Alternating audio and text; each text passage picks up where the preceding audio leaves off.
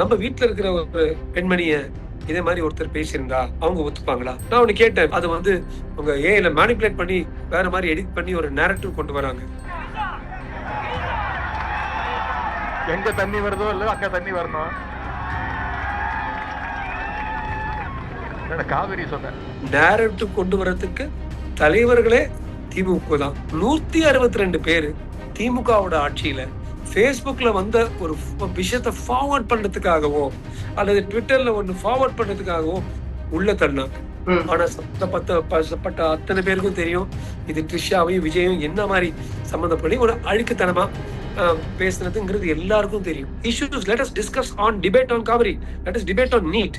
நடுவுல இது மாதிரி உங்க பஞ்சாயத்து எப்படி உங்க பஞ்சாயத்து நீ கொண்டு வராத.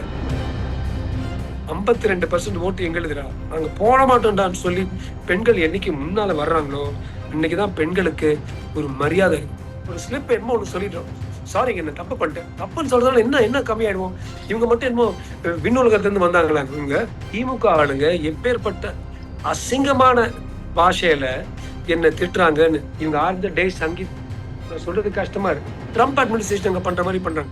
இவங்க வந்து சமூக உரிமைகளை பத்தி, மனித உரிமைகளை பத்தி அடிப்படை உரிமைகளை பத்தி பேசுறதுக்கு வக்கே இல்ல. சதீஷ் பொண்ணை வந்து இழுக்காதீங்க.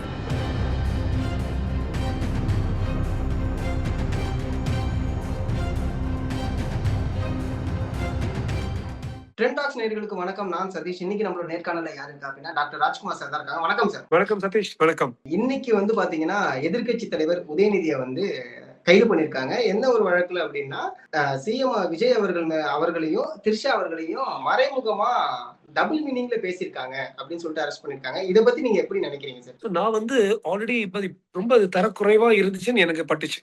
ஏன்னா அந்த டபுள் மீனிங் வந்து ரொம்ப ஆப்வியஸா இருக்கு. சில விஷயங்கள் ஒரு லீகல் டேர்ம் இருக்கு, பிளாசிபிள் டினைபிலிட்டி.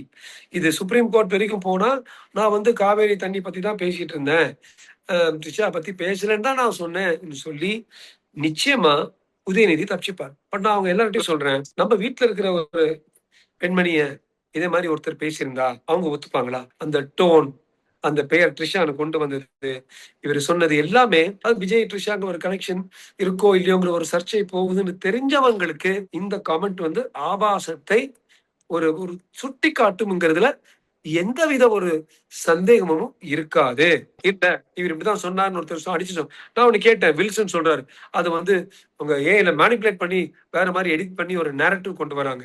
நேரட்டிவ் கொண்டு வரதுக்கு தலைவர்களே திமுக தான். ஒண்ணுமே இல்லாம அந்த ஆரியன் நேரட்டிவை கொண்டு வந்து அடி நடிச்சு திராவிடன் ஆரியன் வாங்கி கொடர் பிடிச்சு நேரட்டிவே திமுக. அப்போதைக்கு ஒரு ஜோக்கா இருக்கலாம். 10 பசங்க தனியா உட்காந்து ஏக பேசிட்டு இருக்காங்க, ஒரு லாக்கர் ரூம்குள்ள பேசுறாங்க, ஃபுட்பாலோ கிரிக்கெட் ஆடிட்டு ஓகேயா இருக்கலாம். ஆனா பொது வெளியில ஒரு முதல்வரை பத்தி, முதல்வர் சம்பந்தப்பட்டவங்களை ஒரு நண்பியை பத்தி பேசுறது இது வந்து ஒரு அநாகரிகம்ங்கிறது சந்தேகமே இல்ல. சரி, தாவேகா கொஞ்சம் எக்ஸஸா ரெஸ்பாண்ட் பண்ணிருக்காங்களா? 9 பிரிவுல போட்டு சாத்திருந்தாங்க.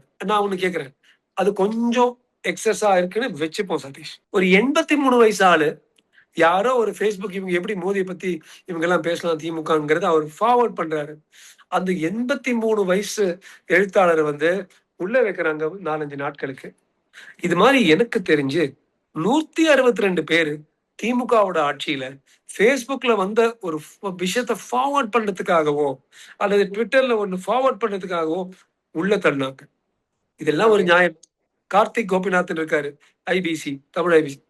அவர் வந்து தா வெங்கடேசன் நினைக்கிறேன், தா வெங்கடேசன் பதிலா சு வெங்கடேசன் எழுதி முகநூல்ல அடுத்த 2 நிமிஷம், எவ்வளோ 2 நிமிஷம் இல்ல சு வெங்கடேசன் நான் தப்பா எழுதிட்டேன், தா வெங்கடேசன் போட்டாங்க. இதுக்காக அவர் வந்து 22 நாள் உள்ள வச்சிருந்தாங்க. இது நியாயமா? இவங்க பண்ணது மட்டும் நியாயமா? இதே போலீஸ் தானே பயன்படுத்தினாங்க. இதே காக்கி சட்டை வந்து அவங்களுடைய ஆட்சி இருக்கும் பொழுது அராஜகம் பண்ணி 162 பேர், எனக்கு தெரிஞ்சு மேபி 200 பேர் இருக்கலாம். அதுவும் இப்ப 83 வயசு மாமா மணிங்கிறவரு, ஒரு பத்ரி சேஷாத்ரி ஐஐடி படிச்சுட்டு அமெரிக்காவுக்கு போயிட்டு வந்து என்னமோ ஒரு கமெண்ட் டங் இன் சீக் கமெண்ட் எழுதுனதுக்கு உள்ள தள்ளினாங்க. அவளை தள்ளிட்டு இவர் ஒன்னும் சொல்லல, வில்சன் சொல்றாரு இதை இன்டர்பிரேட் பண்ணி என்ன மாதிரி இன்டர்பிரேட் பண்ணலாம். ஆமா, இது லீகலா நானே சொல்றேங்க, இது நீங்க இன்டர்பிரேட் பண்ணா சுப்ரீம் கோர்ட்ல எல்லாம் போனா நிச்சயமா அது நிக்காதுங்க. ம். ஆனா சம்பந்தப்பட்ட அத்தனை பேருக்கும் தெரியும் இது த்ரிஷாவையும் விஜயும் என்ன மாதிரி சம்மந்தப்படி ஒரு அழுக்குத்தனமா பேசுனதுங்கிறது எல்லாருக்கும் தெரியும். லீகலா அது தப்பிச்சுக்கோங்க சதீஷ். பட் நீ இப்படி சொன்னா நான் வந்து ஒரு கலாட்டா பண்ணுவேன்னு தாவேக்கா பண்ணிருக்காங்கல்ல. இப்படி மாதிரி ஆபாசமா பேசக்கூடிய ஒரு சிவாஜி கிருஷ்ணமூர்த்தியோ அப்பேற்பட்ட திமுக இருக்காங்க. தப்பு பேசுறதுக்கே, அசிங்கமா பேசுறதுக்கே, அநாகரிகமா பேசுறதுக்கே ஒரு கும்பல் இருக்கு. அந்த கும்பலுக்கு கொஞ்சம் பயம் வரும். அதோட முக்கியம், பெண்களுக்கு பொதுவா பொதுவெளியில ஒரு மரியாதை வரும். ஏன் இவங்க வந்து கலைஞருடைய குடும்பத்தை பத்தி யாராவது ஏதாவது பேசுனாங்களா அசிங்கமா? அல்லது உங்களை பத்தி பேசினாங்களா? கனிமொழி பத்தி பேசினாங்களா? ராஜா பத்தி பேசினாங்களா? யாரை பத்தி ஒண்ணுமே பேசல யாரும். ஒரு decency issues let us discuss on debate on Kaveri, let us debate on NEET. நடுவுல இது மாதிரி உன் பஞ்சாதி இப்படி உங்க பஞ்சாதி நீ கொண்டு வராத, அது அநாகரிகம் என்று, அதுவும் பொதுவெளியில் அப்படி பண்ணக்கூடாதுன்னு சொல்லி அது ஒரு ஒரு வலியுறுத்தலுக்கு இது வந்து ஒரு உதாரண கேஸா, உதாரண நிகழ்வா நடக்கும். எனக்கு தெரியும் திமுக நாளைக்கு 10 எரிய விட மாட கூட போறாங்க. எல்லா இடத்துலயும் இப்ப நான் கேள்விப்பட்ட நிறைய ஆர்ப்பாட்டங்கள் பிளான் பண்றாங்க. இது வந்து ஒரு ஒரு ஒரு ஒரு அவங்க வலிமையை காட்டுறதுக்கு வந்து ஒரு அக்னி பரீட்சை. இப்ப திமுகவா தாவேக்காவான்னு சொல்லி இறங்கி அடி அடின்னு பல இடங்களை கண்டன ஆர்ப்பாட்டம் வைக்க போறாங்க. ஆனா தாவே எடுத்த ஸ்டெப் கரெக்ட், அவர் அரெஸ்ட் பண்ணது. அப்ப வந்து பெண்கள் எல்லாம் ஒண்ணு கூட்டிட்டே, நாங்க பெண்களை பத்தி நீங்க பேசுங்கடா, 52% ஓட்டு எங்களுதுடா, நாங்க போட மாட்டோம்டான்னு சொல்லி பெண்கள் என்னைக்கு முன்னால வர்றாங்களோ அன்னைக்குதான் பெண்களுக்கு ஒரு மரியாதை இருக்கும். இல்ல அசால்ட்டா பொண்ணை பத்தி என்ன வேற பேசுறான்னு இவங்க நினைப்பாங்கிறது மக்களுக்கு, அதுவும் நம்ம நேர்களுக்கும் ட்ரெண்ட் டாக்ஸ் நேர்களுக்கும் எடுத்து சொல்ல விரும்புற ஒரு முக்கியமான உண்மை. அதே மாதிரி வந்து பாத்தீங்கன்னா இந்த கேஸ் வந்து ஒரு அவதூறு கேஸா போட்டிருக்கலாம். பட் ஆனா இதை வந்து அரெஸ்ட் பண்ற அளவுக்கு கொண்டு போற அளவுக்கு ஒரு கேஸா அப்படிங்கிற ஒரு கேள்வி கேட்கறாங்க. அதே சமயம் வந்து பாத்தீங்கன்னா மா சுப்பிரமணியன் இப்ப சமீபத்துல என்ன சொல்லிருக்காங்க அப்படின்னா, அரெஸ்ட் பண்ணி போற வழியில எங்கேயுமே வந்து பாத்தீங்கன்னா இயற்கை உபாதைகளுக்கு கூட எங்களுக்கு நிப்பாட்டவே இல்லை, உணவும் கொடுக்கல, இந்த அளவுக்கு ஒரு அடக்குமுறையை ஏன் கையாளுறாங்க தாவேக்கா அப்படிங்கிற மாதிரி அவங்க பேசியிருக்காங்க. நான் ஒண்ணு சொல்றேன், ஒரு பாஜக தொண்டன்ங்கிற முறையில கடந்த 5 வருஷமா 21 இருந்து 26 பாஜக பல முறை கண்டன ஆர்ப்பாட்டம் தெரிவிச்சோம். அதை தெரிவிச்சு அங்க வந்த உடனே தப்புக்குன்னு தூக்குவாங்க. தூக்கி ஒரு போலீஸ் வேன்ல போட்டு ஒரு கல்யாண மண்டபத்துக்கு எடுத்துட்டு போய் அங்க அப்கோர்ஸ் ஒரு பாத்ரூம் இருக்கும், சாப்பாடு இருக்கும், 6 மணிக்கு வீட்டுக்கு போங்கன்னு சொல்லி அனுப்பிச்சு விட்டுருவாங்க. ஒரு சிலர் மேல எஃப்ஐஆர் பதிவு செய்வோம். இப்படியே எனக்கு தெரிஞ்சு 5 வருஷமா இவங்க பண்ணாங்க. அமைதி போராட்டத்துக்கு பண்ணாங்க, கண்டன போராட்டத்துக்கு பண்ணாங்க. இவங்க வந்து அடிப்படை உரிமைகளை பத்தி பேசுறாங்க. நம்பர் 1. நம்பர் 2, நர்ஸுகளும் செவிலியர்களும் ஊனமுற்றோர்களும், எப்படி ஊனமுற்றோர்கள் அவங்க வந்து ஒரு பெரிய ஆர்ப்பாட்டம் வச்சாங்க. அந்த ஊனமுற்றோரை புடிச்சு வச்சு பாவம் அவங்க வந்து வீல் சேர்ல போய் ஒரு இடத்துக்கு போய் இந்த மூத்திர சட்டியில போகணும், அவனை உள்ள வச்சு அவங்க ஒண்ணுக்கு போக முடியாம அது வெளியில வந்து அவங்க வேட்டியெல்லாம் போய் அப்ப பராஜா ஹோல் ஏரியா நாத்தம் அடிச்சு இதெல்லாம் நாங்கெல்லாம் கேட்டுட்டு இருக்கிறோம், பேசிக்கிட்டு இருக்கிறோம், உள் வாங்கிக்கிறோம். இப்படி பண்ணவங்க இவங்களுக்கு வந்து நடுவுல பிரியாணி போடலன்னு இவங்க சத்தம் போடுறாங்க. அதாவது திமுக போன்ற ஒரு வலிமை வாய்ந்த எதிர்கட்சி எங்கேயுமே பார்க்க முடியாது. கடந்த 40 வருஷமா எப்ப அவங்க எதிர்கட்சி உண்ணி பின்னி எடுத்துக்கிட்டே இருப்பாங்க. அது தாவேக்காவும் விஜய் அவர்களும் இப்ப அனுபவிக்கிறதுக்கு நேரம் வந்துருச்சு. அதை தாண்டி மக்கள் சக்தியை நம்ம பயன்படுத்தி, பெண்கள் சக்தியை பயன்படுத்திட்டே நீ என்ன வேணா சொல்லு, நீ என்ன ஆர்ப்பாட்டமும் பண்ணு, அடுத்த பை எலெக்ஷன்ல ஒண்ணு விரட்டி அடிக்கிறோம், அடுத்த நாடாளுமன்ற எலெக்ஷன் ஒண்ணு விரட்டி எடுக்கிறோம், அடுத்த எம்எல்ஏ எலெக்ஷன் சட்டமன்ற எலெக்ஷன் ஒண்ணு விரட்டி அடிக்கிறோம்னு சொல்லி மக்கள் ஒன்னா சேர்ந்தாதான் இந்த பெண்களுக்கு இது வந்து இட்ஸ் நாட். இது வந்து விஜய் சொன்னா கூட நான் தப்புன்னு சொல்லுவேன், அண்ணாமலை சொன்னாலும் தப்பு, ஐயா மோடி ஐயா ஒரு நம்ம நடமாடும் தெய்வமா இருக்கார் அவர் சொன்னா கூட தப்பு. பொண்ணை வந்து இழுக்காதீங்க, விட்டுருங்க. எங்களுக்கும் பிள்ளைங்க இருக்கு, பொட்டை பிள்ளைங்க இருக்கு, மனைவி இருக்கு, சகோதரி இருக்கு, தாய் இருக்கு. தாய் நாடுன்னு சொல்லிட்டு வந்தே மாதிரத்துக்காக சண்டை போடுற பாஜக நாங்க. ஏன்னா டிசம்பர் 31 2022 அவ்வளவு ஈஸியா மறந்துடுவோமா? பெண்கள் தலைவிகளால செய்யற பெரிய விஷயம் பண்றாங்க யாரு? கனிமொழியும் தமிழச்சி தங்கப்பாண்டி. அதுல போய் ஒரு பெண் சப் இன்ஸ்பெக்டர் மேல கைய போடுறானுங்க 2 மாவட்ட தலைவர்கள். என்னமோ அந்த அம்மா ஒரு சப் இன்ஸ்பெக்டர் கம்ப்ளைண்ட் கொடுக்குது, உடனே 50 கூண்டாங்க வந்துடுறாங்க போலீஸ் ஸ்டேஷனுக்கு. எப்படி நீ கம்ப்ளைண்ட் கொடுக்குறோம்? பயந்து ஒரு பெண் போலீஸ் அன்னைக்கே அவர் அடுத்த நாளோ அது ரத்து பண்ணிட்டு திருப்பியும் புகாரை வந்து திருப்பி வாங்குது. இதுதான் இவங்களுடைய லட்சணம். இவங்க வந்து பெண்களுக்கு மரியாதை கொடுக்கறது இல்ல. பேசும்பொழுதுதான் பெண் உரிமையை பத்தி பேசுவாங்க, பேசும்பொழுதுதான் சிலப்பதிகாரமும் கண்ணகி பத்தி பேசுவாங்க. ஆனா செய்யும் போது இவங்களை பொறுத்த வரைக்கும் பெண்கள்னாவே கொஞ்சம் யூஸ் பண்ணி த்ரோ பண்ணக்கூடிய சில விஷயங்கள் போல நினைக்கிறாங்க. நான் நினைச்சிட்டு இருக்கேன். அதுக்கு வந்து இது ஒரு உதாரணம். அதே மாதிரி வந்து பாத்தீங்கன்னா எப்போதுமே பாஜக வந்து பாத்தீங்கன்னா ஒரு சில விஷயத்துக்கு சப்போர்ட் பண்ணாது. ஆனா எந்த விஷயத்துக்கு வந்து பாத்தீங்கன்னா குஷ்பு அவர்கள் கண்டனம் தெரிவிச்சிருந்தாங்க. அதே சமயம் அண்ணாமலை அவர்களுமே வந்து பாத்தீங்கன்னா உதயநிதிக்கு கண்டனம் தெரிவிச்சிருந்தாங்க. இதை நீங்க எப்படி பாக்குறீங்க? பாஜக விஜய் அவர்களுக்கு, அதாவது தாவேகாக்கு சப்போர்ட் பண்ணுதா? அப்ப இங்க ஒரு கருத்து ஒண்ணு எழுப்புறாங்க, பாஜகவும் தாவேகாவும் சேர்ந்து செய்யக்கூடிய ஒரு செயல் அப்படிங்கிறாங்க. அதை நீங்க எப்படி பாக்குறீங்க? This is not about politics. DMK வந்து இத பாலிடிக்ஸ் ஆக்குறாங்க. This is about women empowerment. Bharathiyar சொன்னார்ல, ஆணும் பெண்ணும் சமம் வைத்தால் தழைத்து வையகத்தில் நம் நாடு ஓங்குமாம்னு. அந்த சமுதாயம் ஓங்குவதற்காக சம உரிமைன்னு எப்படி சொல்றோமோ, எப்படி நம்ம எல்லாம் செலிப்ரேட் கொண்டாடுறோமோ, 33% பெண்கள் இருக்கட்டும் வந்து சட்டமன்றத்திலயும் நாடாளுமன்றத்திலயும் சட்டசபை, அதே திங்கிங் தான். பெண்களுக்கு வந்து வேலை உரிமை கொடுக்கணும், பெண்களுக்கு வந்து மெட்டர்னிட்டி லீவ் நல்லா கொடுக்கணும்னு நினைக்கிற அதே நீங்க சொன்ன அத்தனை தலைவர்கள் எந்த தலைவரும் இந்த காமெண்ட் பண்ணியிருந்தாங்கன்னா அது வந்து தப்புதான். நிறைய பேர் என்ன கேட்டாங்க, நயினார் வந்து என்ன ட்ரிஷா பத்தி சொன்னார், அவர் ஒரு லைட்டா ஒண்ணு சொன்னார். அவர் ஆனா இது மாதிரி இது ரொம்ப இது ஆபாசம். அவர் என்ன சொன்னாரு, அவர் வீட்டுல இருந்து வெளில தான் சொன்னார். ஆனா அது கூட நாங்க அதை டிஃபெண்ட் பண்ணல. அண்ட் அவரு கூட நல்ல காலம் உடனே ஒரு சீனியர் லீடர் சரியான ஒரு மனப்பான்மையோட நான் வந்து டக்குன்னு தவறி சொல்லிட்டு என்ன மன்னிச்சிருங்கன்னு சொன்னார். ஒரு பாஜக மாநில தலைவர் அது மாதிரி ஒரு கொடுத்த வாக்க வந்து ஒரு பின்வாங்கி நான் வந்து டக்குன்னு சொல்லிட்டேன், சாரின்னு சொன்னேன். அது வந்து ஒரு நம்ம சாரின்னு சொல்றது ஒரு பெருந்தன்மை. இவர் என்ன சொல்றாரு, நான் ஒன்னும் சொல்ல, அவங்க ட்விஸ்ட் பண்றாங்க. இதே மாதிரிதான் சனாதனுக்கு எதிர்க்கு சொல்லும்போது என்ன சொன்னாரு, பிரிங் இட் ஆன், என்ன வேணா பண்ணி நான் பார்த்துடலாம். அப்படிப்பட்ட ஒரு செருக்கு, ஒரு ஆணவம், ஒரு திமிரு. அதான் வித்தியாசம். எல்லாரும் மிஸ்டேக்ஸ் பண்ணுவோம். ஒரு ஸ்லிப் என்னமோ ஒண்ணு சொல்லிடுறோம், சாரிங்க என்ன தப்பு பண்ணிட்டேன். தப்புன்னு சொல்றதால என்ன கம்மியாயிடுவோம்? இவங்க மட்டும் என்னமோ விண்ணுலகத்துல இருந்து வந்தாங்களா இவங்க? என்ன வேணா பண்ணிக்கோ, நான் எனக்கு எப்படி பாக்குறதுன்னு தெரியும். இந்த அசால்ட், இது 5-6 பசங்க எனக்கு கை தட்டுவாங்க, நம்ம அசால்ட்டா அதை காட்டுறது, அதெல்லாம் வந்து பி கிரேட் சினிமால நடக்கிற விஷயங்கள் தவிர நிஜ வாழ்க்கையில நாகரிகத்தோட நல்லா வாழணும், நல்லா மக்களோட தொடர்பு பண்ணணும், நல்லா நம்ம சமூகத்தை வளர்க்கணும்னு நினைக்கணும். சோ இது வந்து தாவோட பொலிட்டிக்கல் விஷயம் இல்ல. அதே மாதிரி வந்து பாத்தீங்கன்னா எடப்பாடி அவர்களுமே ஒரு விஷயம் சொல்லியிருந்தாங்க. அதாவது உங்களுடைய கூட்டணியில் இருக்கக்கூடிய எடப்பாடி அவர்கள் சொன்னது என்ன அப்படின்னா, உதயநிதி அவர்கள் பேசினது கண்டிக்கத்தக்கது, அதை நாங்க ரொம்ப வருஷமா சொல்லிக்கிட்டு இருக்கோம். ஆனா இப்ப அரெஸ்ட் பண்றது இது சரிப்பட்டு வராது. காரணம் என்ன அப்படின்னா, நாளைக்கு பட்ஜெட் கூட்டத்தொடர் இருக்கு. இந்த நிலைமையில நீங்க அரெஸ்ட் பண்றீங்க அப்படின்னா ஒரு எதிர்க்கட்சி தலைவர் இல்லாம எப்படி அங்க அந்த விஷயம் நடக்கும்? இது தவறு, இப்படி அரெஸ்ட் பண்ண கூடாது அப்படின்னு எடப்பாடி அவர்கள், அதாவது உங்க கூட்டணியில் இருக்கக்கூடிய எடப்பாடி அவர்களே இந்த ஒரு விஷயத்த சொல்லியிருக்காங்க. இது நீங்க எப்படி பாக்குறீங்க? நல்லா கூகுளி போடுறீங்க சதீஷ். அதாவது எடப்பாடி பொறுத்த வரைக்கும் பட்ஜெட்ங்கிறது ரொம்ப முக்கியமான ஒரு செஷன். அந்த செக்ஷன்ல வந்து நாளைக்கு வந்து காலையில பாருங்க 10 மணிக்கு செம்ம அமளி வரப்போகுது. கத்த போறாங்க, 45 பேர் எல்லாம் வருவாங்க, கருப்பு சட்டையோட வருவாங்க, கருப்பு பேட்ஜோட வருவாங்க, கலாட்டா பண்ணுவாங்க, அமளி செய்வாங்க, போராட்டம் பண்ணுவாங்க, வெளியில போய் கத்துவாங்க, பிரஸ் வரும், சட்டமன்றம் அப்படி புஷ்ன்னு பிரச்சனை வரும். அதை தாண்டி நமது முதல்வர் இந்த சட்டமன்றத்தை நடத்தணும்னு நான் வேண்டிக்கிறேன். அவருக்கு தெரியும் பட்ஜெட் செஷன் எவ்வளவு முக்கியமான செஷன். நாடே இயங்குறது இந்த காசு உள்ள வரதுனால தான். அந்த காசு எப்படி உள்ள வர்றோம், எப்படி அதை விநியோகிதம் பண்ண போறோம் ஒவ்வொரு துறைக்குங்கிறது தான் நாளைக்கு. அந்த சமயத்துல இவங்க அமளி கண்டன போராட்டம் பண்ணி காலி ஆயிடுமே, ஒருவேளை 3-4 நாளுக்கு அப்புறம் அரெஸ்ட் பண்ணிருக்கலாமே என்ன அவர் நினைக்கலாம். இல்ல, எதிர்கட்சி தலைவரே இல்லாம எப்படி அங்க நடக்கும்? அந்த ஒரு கேள்வி இருக்குல்ல, எதிர்கட்சி தலைவர் உள்ள இருக்கணும்ல.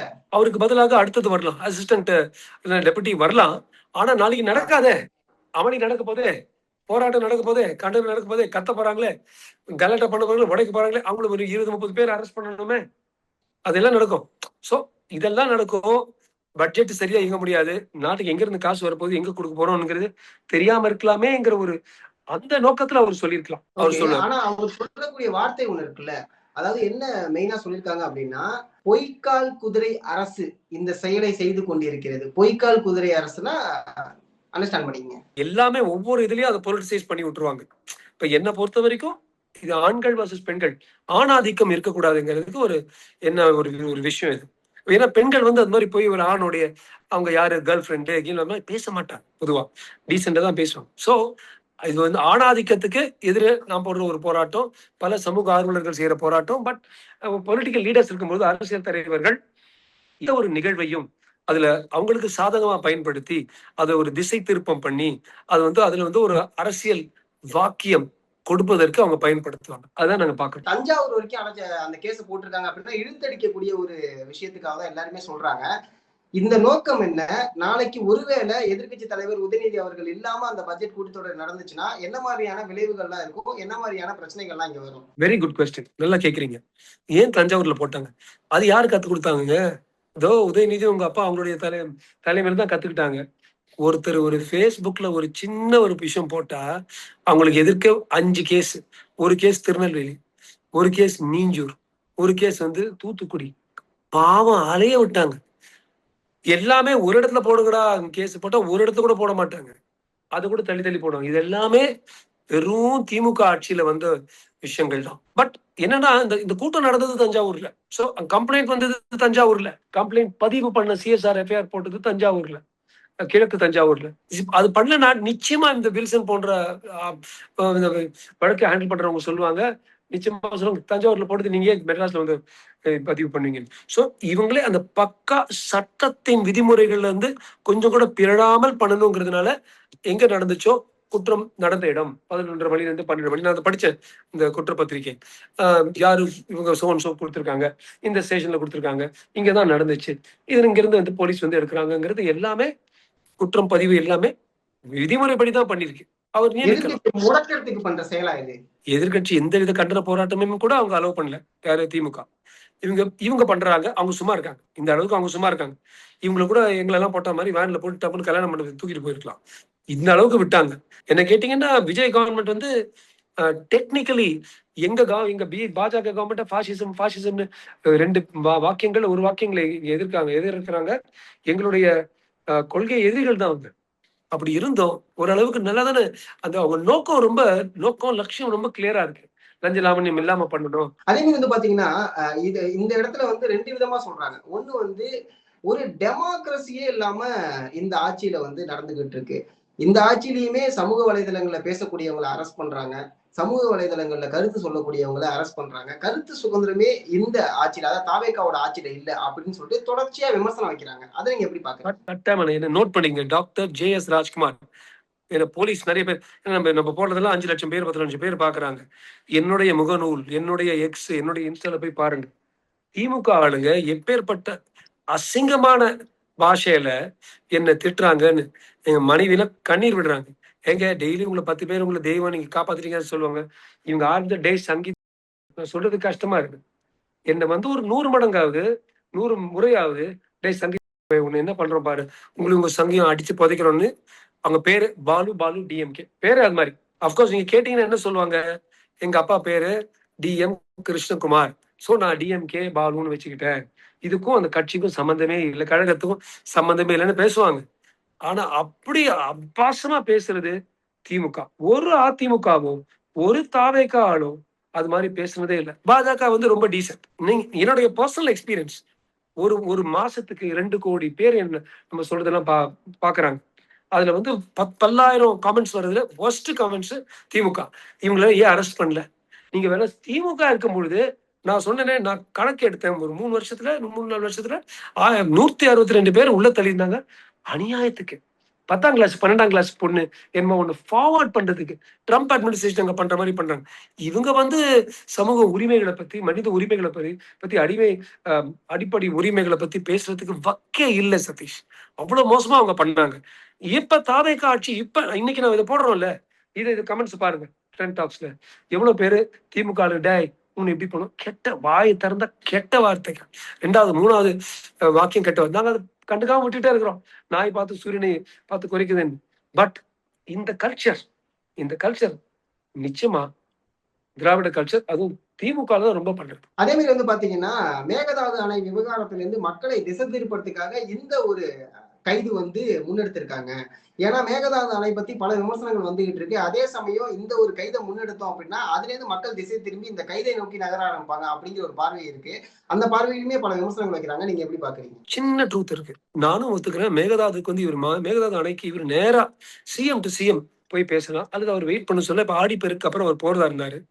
போய் ஆடிப்பெருக்குல தான் காவேரியில தண்ணி வரும், அங்க மழை வரும், பெருக்கு வரும். ஆடிப்பெருக்கப்ப போய் பேச போறாரு. இது நிச்சயமா அவங்களுக்குள்ள பேசினா எப்படி இப்ப எம்ஜிஆரும் ஹெக்டேயும் பேசி ஒவ்வொரு வாட்டியும் ஒரு எக்ஸ்ட்ரா 1000 500 கியூபிக் மீட்டர்ஸ் ஃபீட் கிடைக்கும். அது மாதிரி இப்ப கூட 5000 விட்டுருக்காங்க. பட் இவர் போய் பேசினாருன்னா நிச்சயமா நடக்கும். அல்லது நான் பலமுறை சொன்னார் போல முதல் முறையாக காங்கிரஸ் அமைச்சர்கள் உட்கார்ந்துருக்காங்க மாநிலத்துல. அந்த 3 அமைச்சர்களை போய் அங்க தர்ணா பண்ணி அவங்களுடைய காங்கிரஸ் அரசு அங்க இருக்கு அவங்ககிட்ட கேட்டு முறையிட்டு அங்க வந்து அங்கிருந்து தண்ணி விடுறதுக்கு பண்ணா அவர் பண்ணணும். இப்ப போய் அவர் என்ன பண்ணக்கூடாது நானும் விமர்சிக்கிறேன். விஜயோடைய ஃபேன், விஜயோட ஃபாலோவர், அவர் பண்ற நல்ல விஷயத்தை பார்த்து சந்தோஷப்படுறேன். ஆனா நிச்சயமா நிச்சயமா இவர் வந்து நான் வந்து சுப்ரீம் கோர்ட்டுக்கு கேட்க போறேன், ஏதாவது பண்ணுங்க. பண்ணிட்டாங்க சார், கேட்டாச்சு சார், ஆல்ரெடி பண்ணியாச்சு சார். இந்த ஒரு ஸ்டேட்மெண்ட் எல்லாரும் மனசுல வச்சுக்கோங்க. தமிழ்நாடு உடைய பிரச்சனைகள், தண்ணி பிரச்சனைகள் எல்லாம் தீர்றதுக்கு Krishna to Godavari, Godavari to Palar, Palar to Kaveri முடிஞ்சது. நம்ம பாலார் டு காவேரி 3600 கோடி ஆகுது. நீங்க பாருங்க, ஒவ்வொரு விஷயத்துக்கு எல்லாரும் காசு கொடுக்குறாங்க தேவையில்லாம. ஓட்டுக்கு நோட்டு கொடுக்குறாங்க. அதுக்கு பதிலா பாலாற்று இதுக்கு ஆல்ரெடி காசு கொடுத்தாச்சு.